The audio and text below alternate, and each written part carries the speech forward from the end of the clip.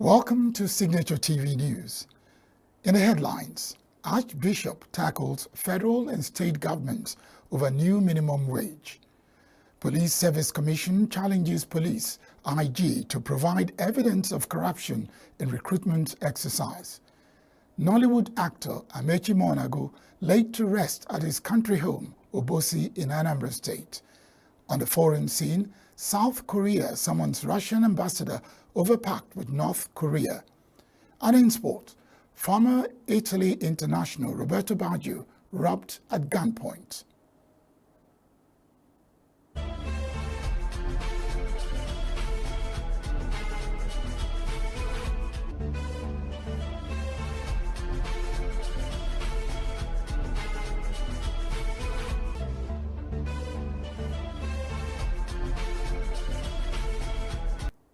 The Catholic Bishop of Awka Diocese, Most Reverend Paulinus Ezokafo, says the federal and state governments have capacity to pay 100,000 naira as minimum wage if they want to. Ezokafo, who spoke to journalists in Awka, say all they need to do is cut down the cost of governance and their ostentatious lifestyle. Signature TV Bureau Chief in Awka, Ndu Okbaleze, was at the event.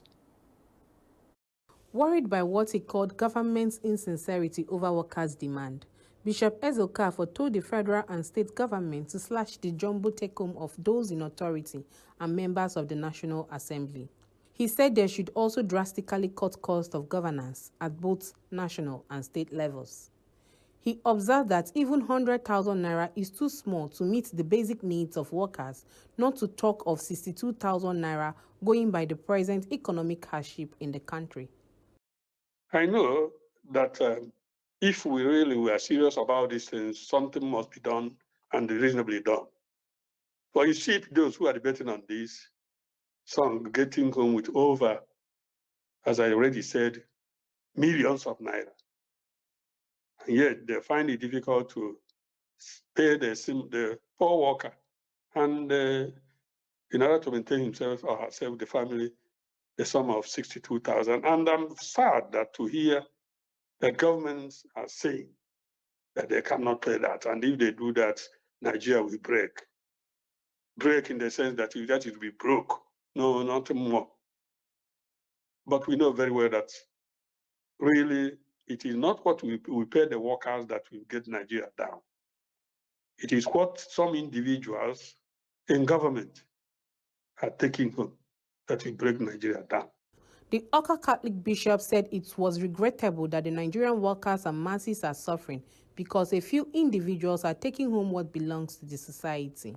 Most Reverend Ezokafo urged those in authority to be careful of what they do so that they do not end up putting the country into serious chaos. He told the Nigerian government to take a cue from the president of Burkina Faso and Uruguay in order to manage the economy better. He insisted that the lifestyle in the presidency down to the governors and lawmakers in Nigeria are reasons why the country is in a serious mess. Politician, a government worker who was claiming that if he's to pay 100,000 naira to his 4 drivers, how is he going to make it? For me, that is a very embarrassing statement because it means this very person has more than 4 cars in order to have 4 drivers or more. And with all that, he is living and he cannot pay them their 100,000 naira, but we have 4, 5, so many fleets of cars, not even small, the SUVs and the rest of them. So let us know that the lifestyle of those in government in Nigeria is not speaking well of them and is not fair to Nigerians, especially the poor workers and the masses. The issue of a new minimum wage for the Nigerian worker has remained contentious, with both government and organized labor still unable to reach a consensus on a new pay package for Nigerian workers.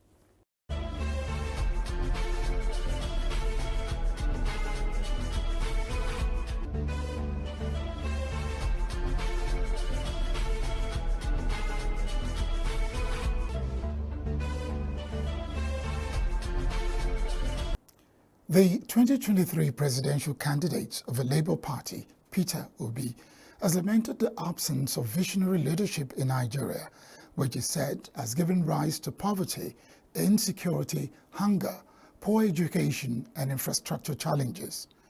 Obi, in a statement on Friday, said it is unfortunate that Nigeria has been rated as the poverty capital of the world and one of the most insecure places on earth, with the highest income gap between the poor and the rich and high corruption perception index.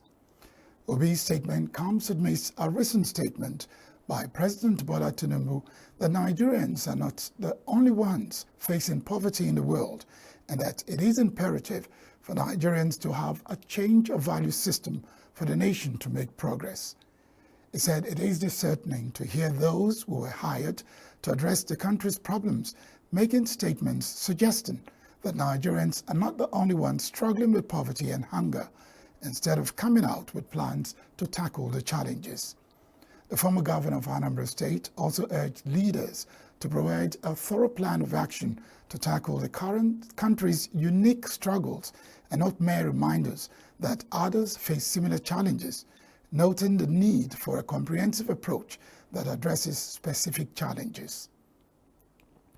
The House of Representatives Committee on University Education has visited the University of Abuja, urging the institution's Academic Staff Union of Universities, Asuu, to call off its ongoing strike. The chairman of the committee, Abubakar Falatu, in a statement, in an interview, said the chairman of the committee, Abubakar Falata, in an interview with newsmen shortly after Friday's visit, said the appeal became necessary to prevent destabilizing the academic calendar. Lawmakers said the visit aligned with the constitutional provisions empowering legislators to carry out oversight functions over ministries, departments, and agencies to ensure compliance with Appropriation Act. They called on the institution's management to judiciously utilize what was provided in line with the 2024 Appropriation Act and to seek additional ways to fund the university instead of relying almost absolutely on the government. In his remarks, the outgoing Vice-Chancellor of the university, Professor Abdul Rashid Na'ala, commended the lawmakers for their visit and for intervening in the dispute between the school management and Asuu. He lauded the committee for its efforts that resulted in the federal government removing universities from the Integrated Payroll and Personnel Information System, IPPIS. The Ebonyi State Police Command has arrested 4 persons in connection with the abduction and death of Magnus Okeke, an extra-year student of the Department of Accountancy in Alex Ekweme Federal University, Ndufu-Alike, Ikwo, in Ebonyi State. The Ebonyi State Police Public Relations Officer, DSP Joshua Okando, who confirmed the incident, said investigation is ongoing to unravel whether his death is connected to cult activities, murder, or kidnap for ransom. According to the university management, Magnus Okeke was abducted on June 1st when returning to his private hostel located at the remote Ohonko village of Ndufu-Alike community.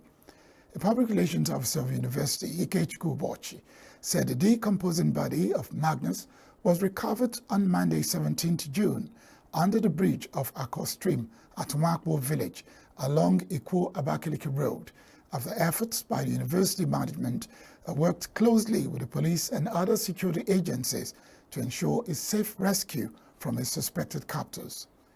It further maintained that there was no cult-related war in the university campus where Magnus was killed, as being insinuated in some quarters, and appealed to anyone with useful information that could aid in the investigation to come forward and assist the authorities. The abduction and death of Magnus Okeke is coming barely 1 month after one Miss Favor Ugoka, an extra-year student of Ebonyi State University, was reported to have committed suicide over repeated failure of a lecturer's course. The Police Service Commission has challenged the Nigeria Police Force to provide verifiable evidence to support the allegations of corruption regarding the recruitment of constables. The police had, in a statement by the force spokesperson, Muyiwa Adejobi, rejected the names of those recruited by the Commission on the grounds that several names of persons purported to be names of successful candidates and those who did not even apply and therefore did not take part in the recruitment exercise. The Joint Union Congress of the Police Service Commission had denied the allegations. demanding the removal of the Inspector General of Police, Kayode Agbetokun. In a statement on Friday by its head of press and public relations, Ike Chikwane, the commission said the allegations by the police were to give the commission a bad name. Ani, who noted that the due process was followed throughout the exercise, called for a forensic audit on the list released by the PSC, while stressing that the Supreme Court judgment delivered on July 11, 2023, which gave the power to recruit to the commission, did not assign any role to the police. The tussle over the legal occupant of the Kano Emir ship's tool assumed a new dimension on Thursday when the Kano court ordered the reinstatement of the deposed Emir Ado Bayero. In a swift reaction, the Kano state government said it would appeal the judgment. Signature TV correspondent Ebenezer Odo spoke to legal practitioners on the tussle. The Kano State Governor, Abba Yusuf, last month reappointed the deposed Emir of Kano, Mohammed Sanusi II, as the Emir of Kano and removed the incumbent Emir, Aminu Ado Bayero, as the ancient city's Emir. The move angered a member of former Kano Emirate, Aminu Baba Danagundi, who approached the Federal High Court, Kano, for a redress. The governor of Kano State, Abba Yusuf, neglected the order of the court to maintain the status quo on the ground that the judge gave the order while out of the state and flouted the order of the court. The judge, Abdullahi Liman, responded by nullifying the governor's acts as invalid. The legal practitioners who reacted on this vexed issue of nullification of reappointment of former Kano Emir, Mohammed Sanusi II, condemned the incumbent governor of Kano State, Abba Yusuf, for flouting the order of the court. The legal practitioners, Nonso Umezoke, Chief Uzo Onyebunam, and Mazi Chinemelu Okoro, said that it was not for the governor to determine where the judge was while giving the order. A violation of the order he had made. So I think what he tried to do was to nullify every subsequent action taken after he had made the order. If there is a rule of law, any law at all, any order at all made by the court is still a substantive order until it's been torn or vacated by the same court. Contempt outside the court, ex force curia. But this view did not go down well with another legal practitioner in the coal city who insists that a judicial officer must be at the bench before delivering his order. It's an aberration, because the position of the matter, position of the procedure, position of everything that is that the judge have to be in the seat and give an order. Order of this nature requires that a judge have to be in his own seat and give that order. On the issue of chieftaincy, which is the core of the matter, Chief Onyebunam and Mazi Okoro maintained that the Federal High Court, Kano State, lacked the powers to handle the case, as it lacked the jurisdiction to go into chieftaincy issues of Kano State. Federal High Court have no jurisdiction over chieftaincy affair. Likewise, Industrial Court. Only State High Court have jurisdiction. In any event, Federal High Court, if you look at PQRS of the Section 251 of the Constitution, Section 251 PQRS, you'll find that jurisdiction does not lie in chieftaincy matters in the Federal High Court. So now, it is a matter that ought to have gone to the State High Court. However, the Enugu State legal practitioners are all agreed that the last has not been heard in the suit, as only the Supreme Court of the land has the final say. In Enugu, Ebenezer Odo, Signature TV News. Travelers have expressed frustration and disappointment over lack of basic amenities at the Imo Airport in Owerri, which they say is a dent on the image of the state. This situation has raised concerns about the airport's operational efficiency and the overall experience of travelers and its effect on tourism and business. Reports from the airport said that passengers were seen claiming their luggage outside the airport building due to the absence of electricity at the facility. One of the passengers, a Nollywood actress, Uchenna Maduka, shared the frustration of the passengers. touchdown airpiece. It was an excellent flight, but unfortunately, this is where we are. And the compound, they said this is where we'll be claiming our luggages. There's no light at Imo Airport. We'll be claiming our bags here, right in the compound. This is Nigeria in 2024. This is what we are experiencing. This is totally wrong and unacceptable. Sure. Who is ruling this state, please? What are we doing? Are we going back or we are moving forward? It was a carnival of sorts at Ugamuma village, Obosi, Anambra State on Friday when a Nollywood actor, late Amechi Monago, was laid to rest in his country home. Signature TV Anambra Bureau Chief Ndu. The ancient town of Obosi in Idemili North local government area of Anambra State played host to the legends of the Nollywood movies, other entertainers, friends and well-wishers of the late actor, known in the film industry as Asuu Yimbawa. The Christian burial rites conducted by parishioners of St. Mary's Anglican Church, Obosi, featured Bible readings, hymns and sharing of the Word of God amidst showers of rain. The Venerable who gave the sermon called out the film industry and her actors for ridiculing the church in their movies, insisting that the end would be catastrophic for those who fail to repent. He particularly spoke against immorality portrayed by movies using living in bondage as example. When you continue to live like that, there is no hope for you. There are certain things God has outlined that the way we should live our life, carry away hope. Celebrities that graced the occasion include Bob Manuel Udoku, Emeka Ane, Abogidi, Igwe, and Merith. Some who spoke on the occasion recounted late Monago's last years on earth, regretting that the Actors Guild has lost a legend. I remember him as a loyal man, a man who wanted us to progress. That's why I fought tooth and nail to help him live. But you see, we are not God. We love him, but God loves him the most. Late Amechi's daughter in a funeral oration recalled her father's attributes and extolled his sterling qualities. In my heart that will never be healed. Silence that will never be broken privately. Calling Asuu or sometimes calling my baby girl or my child. Let's deep this sorrow, let's also deep gratitude for the moment you reach here, the lessons and the love you give your way. I'm not strength about you being an activating ceremony and doing it rapidly and memorably, knowing doing ceremonies, but I guess that will never happen. You are the first person to praise my cooking and I still remember being there and you even invite your friends over to taste my jollof rice. Best parents sitting out there, oh, you have a baby girl at home. Cultural dances and performance by the Palm Wine Drinkers Club, Obosi, added glamour to the event.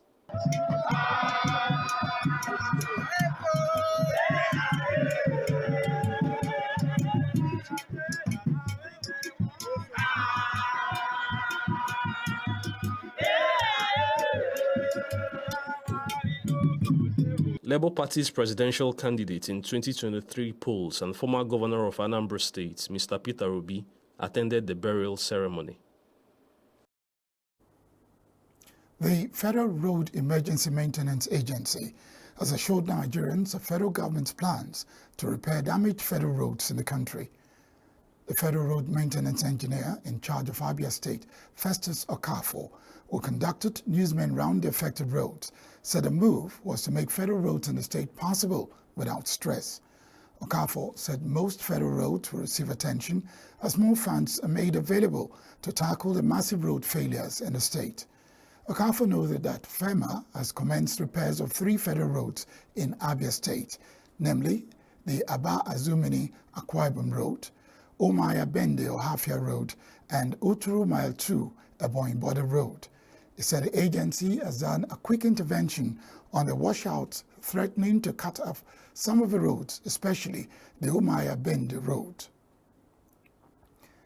Bodies cremated as death toll from India tainted liquor tragedy rises to 47. Join us after the break.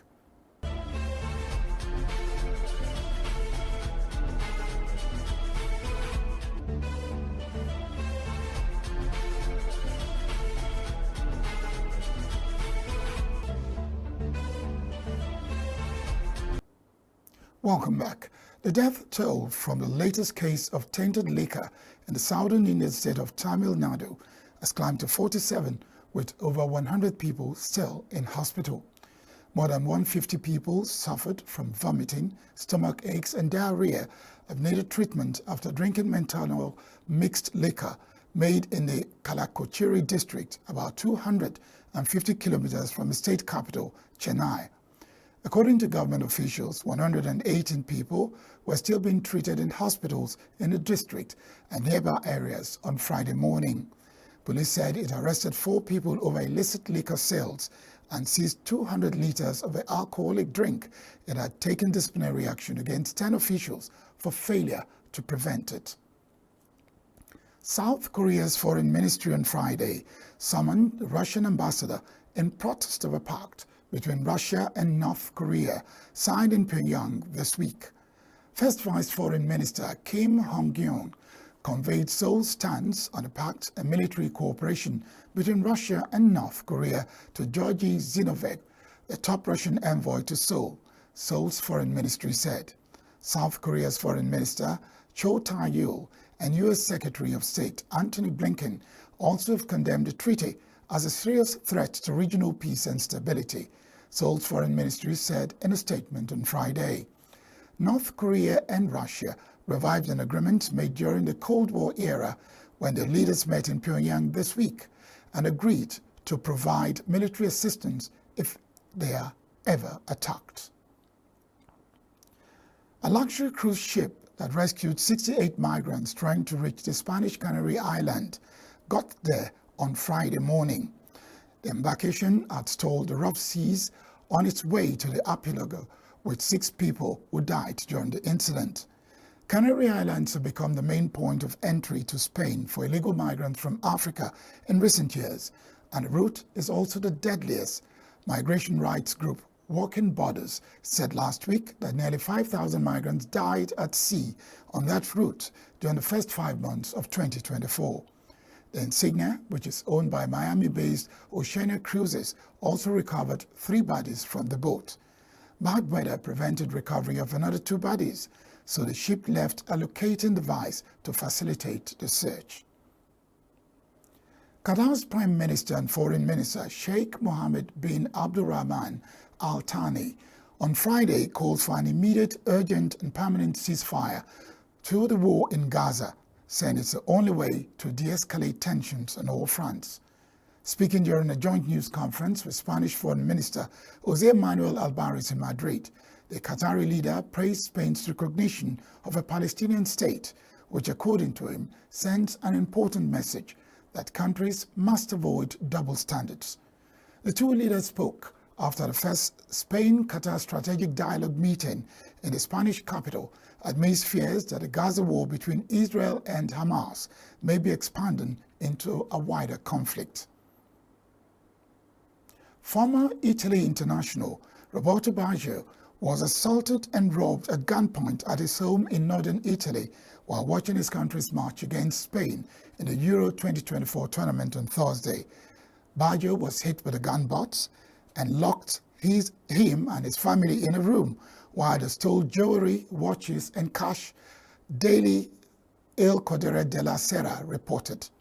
Baggio was quoted as saying that it was lucky that the violence he suffered only resulted in a few stitches, bruises and a lot of fear that he had overcome the fear.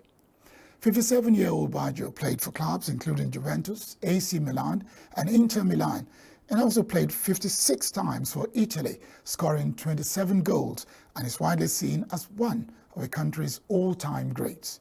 Italy lost to Spain 1-0 on Thursday and now must avoid defeat by Croatia to guarantee progression in the tournament. That's the news at this hour. I am Barikumo Ado. Thanks for watching.